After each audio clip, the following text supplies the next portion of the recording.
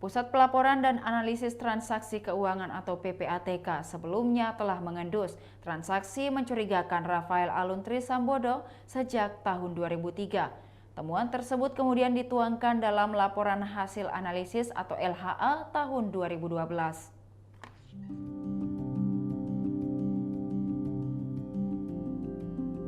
Kini sosok kaki tangan yang diduga membantu Rafael melakukan transaksi janggal itu terungkap. PPATK diketahui sudah memblokir rekening konsultan pajak yang diduga menjadi kepanjangan tangan ex-pejabat Direktur Jenderal Pajak atau DJP tersebut.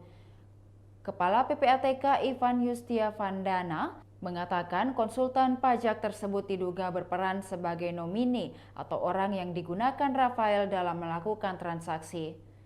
Selain konsultan pajak, PPATK juga memblokir sejumlah rekening pihak lain yang diduga terkait dengan perkara ini, yakni orang yang bertindak sebagai professional money launderer atau PML atau pencuci uang profesional terkait Rafael Aluntri Sambodo. Orang tersebut bertindak untuk kepentingan Rafael Alun. Rafael diduga menggunakan nomini atau orang lain untuk membuat rekening dan melakukan transaksi di tahun 2012 ke belakang. Terpisah, Ketua Humas PPATK M. Natsir Pongah mengatakan bahwa setiap LHA yang dikirimkan PPATK ke penyidik termasuk terkait Rafael ditemukan indikasi dugaan tindak pidana pencucian uang.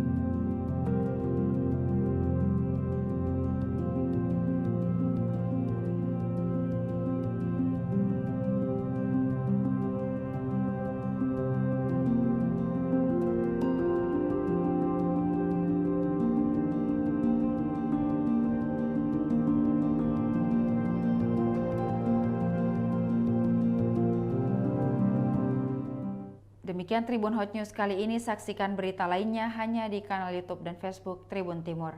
Terima kasih sudah nonton, jangan lupa like, subscribe, dan share ya!